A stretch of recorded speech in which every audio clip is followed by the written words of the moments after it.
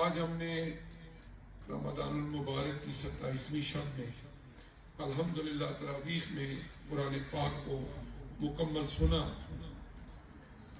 اللہ تبارک و تعالیٰ نے ڈے ون سے جب سے حضرت آدم علیہ السلام کو زمین پر بھیجا ہے، ان کی ہدایت، ان کی راہبری کے لیے، گائیڈنس کے لیے دو چیزوں کا انتخاب فرمایا، ایک رجال اللہ اور ایک کتاب اللہ۔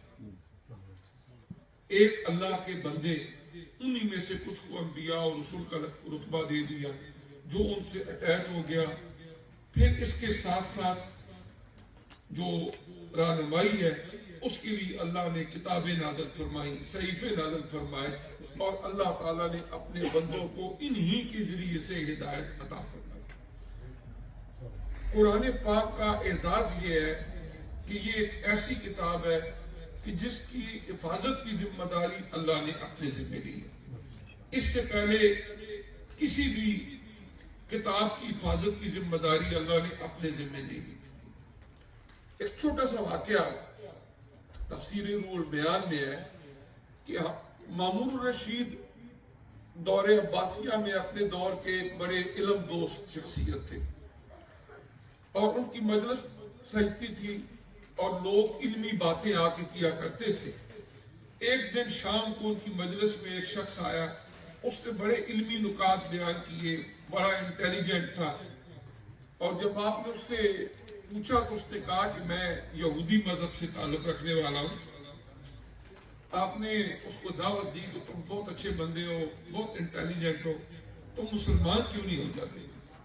اس نے کہا نہیں، میں یہودی ہوں پکا اپنے مذہب پر، اور میں یہی ہوں۔ 6 مہینے کا وقت گزرا تو وہی شخص اسی مجلس میں آیا، اور اس کے سر کے اوپر ایک پگڑی تھی، داڑھی رکھی ہوئی تھی، اور بڑا باعمل مسلمان۔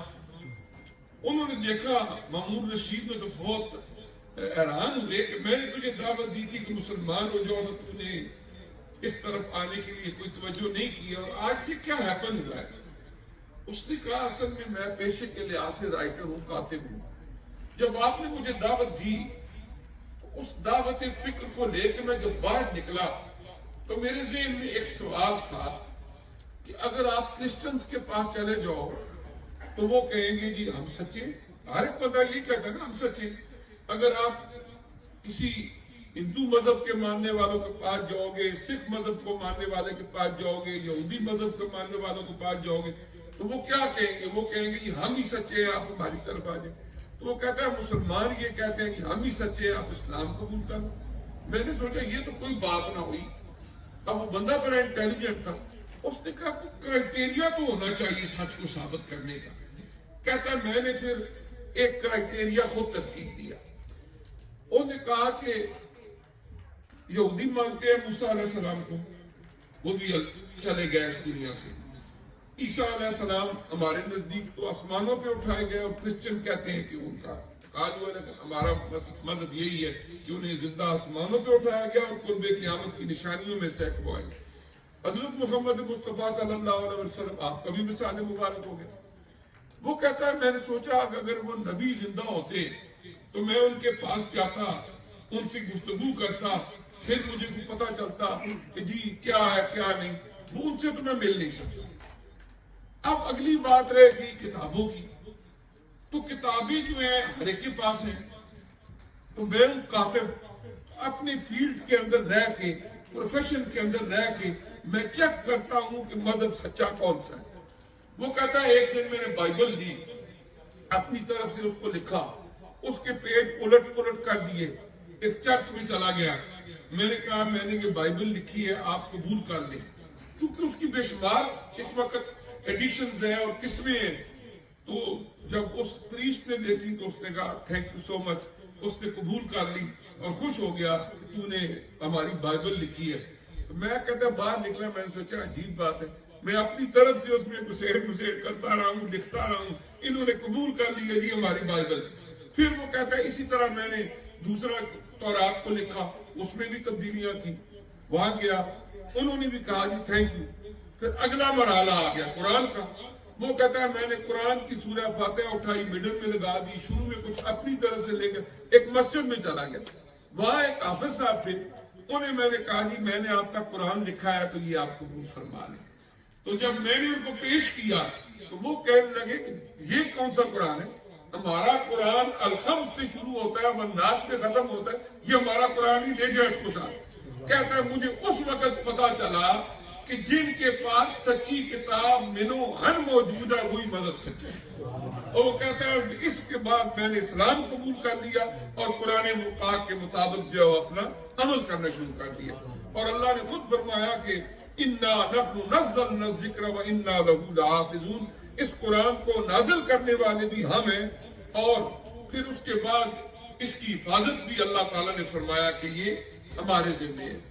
اب قرآن پاک سے ہمارا جو تعلق ہے، اس موقع پر ہمیں سوچنا یہ چاہیے کہ اس قرآن پاک سے ہمارا تعلق کیا ہے۔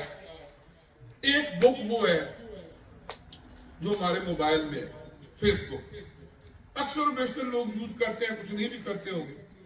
اب وہ بھی ایک بک ہے، الف لام میم ذالک الکتاب، قرآن فرماتا ہے یہ بھی ایک بک ہے، ٹھیک ہے نا۔ اب ہمیں صرف ایک بات پر اگر ہم غور کریں کہ پورے سال میں یا 24 آور میں ہم اس بک آف اللہ کو کتنا ٹائم دیتے ہیں اور فیس بک کو کتنا ٹائم دیتے ہیں، میں کہتا ہوں اس کا 1% اگر ہم اس کو ٹائم دینا شروع کر دیں بک آف اللہ کو 24 آور میں، تو شاید 2 سال میں ہم حافظ قرآن بن جائیں، اس کو پڑھ پڑھ کے حافظ قرآن بن جائیں۔ اب قرآن پاک کو ہم نے کیا رکھا ہوا ہے، مر جائے تو جی پارے لے آؤ جی مسجد سے، کیا کرنا ہے وہ جی پارے پڑھنے ہیں، سارے ثواب کرنا ہے، ٹھیک ہے۔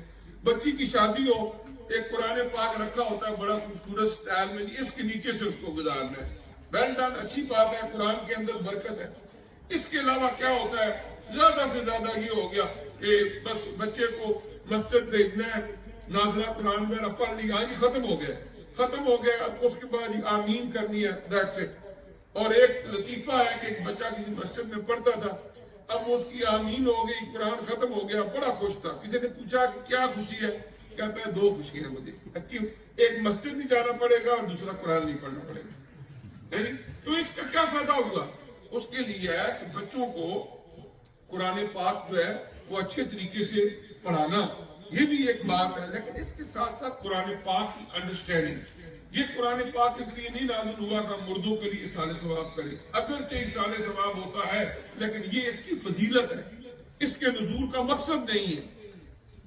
اگرچہ اس قرآن پاک کو دیکھا جائے، قرآن پاک کو تلاوت کی جائے، یہ سب چیزیں قرآن کی فضیلت ہے کہ ایک ایک حرف پر 10 نیکیاں ملتی ہیں، لیکن قرآن نے بالکل نہیں فرمایا کہ یہ اس کے نزول کا مقصد ہے۔ مقصد نزول قرآن یہ ہے کہ یہ کتاب ہدایت ہے۔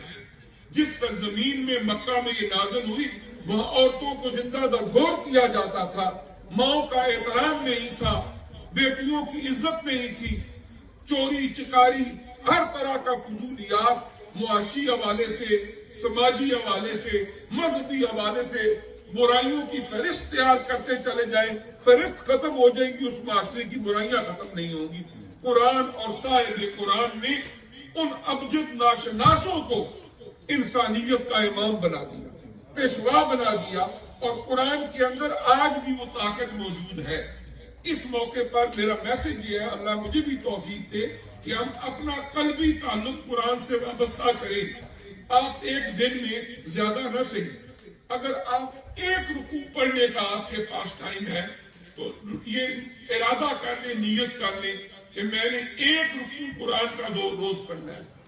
اگر آپ کوارٹر پڑھ سکتے ہیں کوارٹر پڑھیں، ایک پارہ پڑھ سکتے ہیں ایک پارہ پڑھیں، لیکن ہر روز آپ کی زندگی میں قرآن سے ایک ربط رہنا چاہیے، پھر ہی اس قرآن پاک کا جو برکات ہیں ان کو ہم حاصل کر سکتے ہیں۔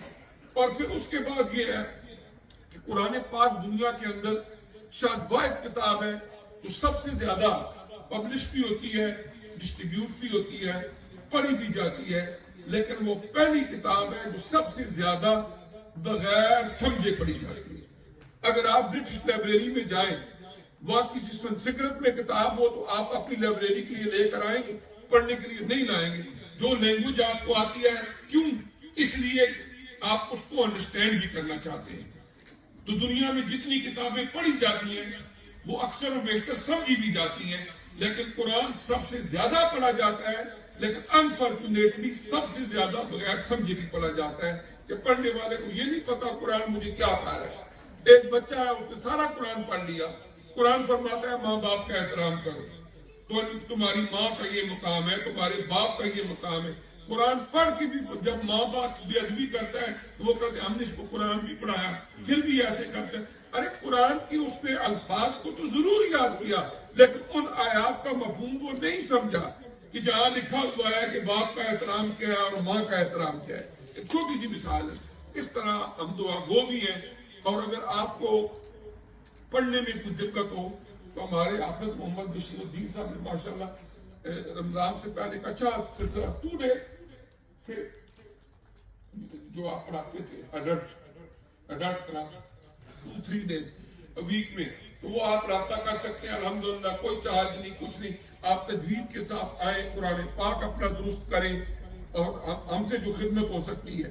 اور اس کے علاوہ بچوں کے لیے بھی ہماری پوری کوشش ہوتی ہے ان کا حفظ ہو یا ان کی باقی کلاسز ہو, تجوید کے ساتھ ان کو قرآن پڑھایا جائے. اور اس کے بعد سلیبس بھی رکھا ہوا ہے جس میں ان بچوں کو کچھ سمجھایا بھی جائے کہ ہمارا دین کیا ہے, ایسنشیلز آف اسلام جو ہے وہ ان کو سمجھائی گئے. اللہ تعالیٰ مجھے بھی آپ کو عمل کی توفیق دے. جو آپ لوگ بہت اچھے ہیں, یہی زندگی میں کام آنے والی چیزیں ہیں. اصل یہ ہے کہ جو دنیا کے اندر اللہ تعالیٰ جو کچھ بھی دیتا ہے, حضور علیہ السلام نے فرمایا کہ تمہارا وہی ہے جو تم نے کھا لیا اس کے بعد وہ ڈائجسٹ ہو گیا, ختم. جو تم نے پہن لیا وہ بسیدہ ہو گیا, فنش. یا تم نے اللہ کے راستے میں دے دیا وہ تمہارا ذخیرہ آخر ہے. اس کے علاوہ باقی آپ کا نہیں ہے. کس کا ہے اللہ کو پتا ہے. تو اس کے لیے ہے کہ جو مسجد کے لیے تھوڑی بہت آپ کو تکلیف دیتے ہیں, کچھ آپ کا ٹائم دیتے ہیں, اس میں میرا ذاتی کوئی معاملہ نہیں ہے.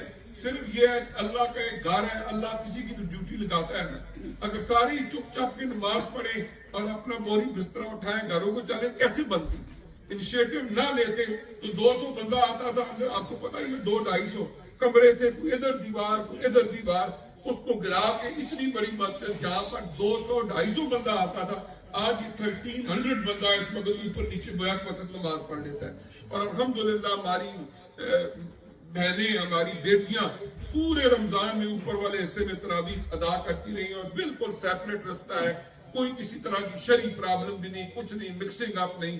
الحمدللہ ثم الحمدللہ. ہم دعا گو ہیں کہ اللہ تعالیٰ سب کو جزائے خیر عطا فرمائے اور ہمیں دنیا کی زندگی میں ایسا سچا پکا مسلمان بننے کی توفیق دے کہ دنیا کی زندگی بھی سکون سے گزرے اور آخرت کی رسوائیوں سے بھی اللہ ہمیں بچائے. جزاکم اللہ خیر.